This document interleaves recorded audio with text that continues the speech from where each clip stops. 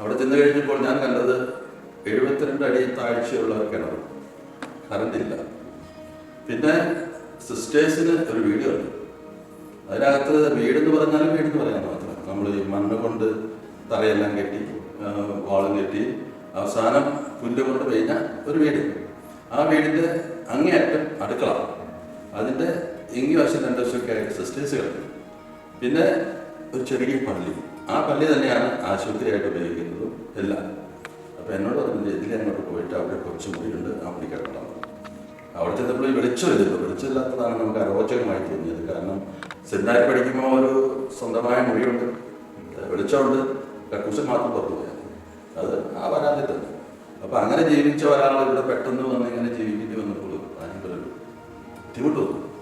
പിന്നെ ഒരു ശ്വാസം വിടില്ല. സിസ്റ്റേഴ്സ് കിടക്കുന്നു, ഇവിടെ അച്ഛൻ കിടക്കുന്നു, ആരെങ്കിലും പ്രസവിക്കാൻ വന്ന അപ്പം അച്ഛൻ എഴുതിയിട്ട് മാറണം, കാരണം പ്രസവത്തിന് തടസ്സം പെടുത്താൻ മതി. അപ്പോൾ സിസ്റ്റർ പറയും, ജോസജ ഇത് പിടികേറ്റുമ്പോൾ നമുക്കറിയാം അന്ന് ഉറങ്ങുന്നുണ്ടാകും, നമ്മളെ പുറത്ത് പോയിക്കോളണം.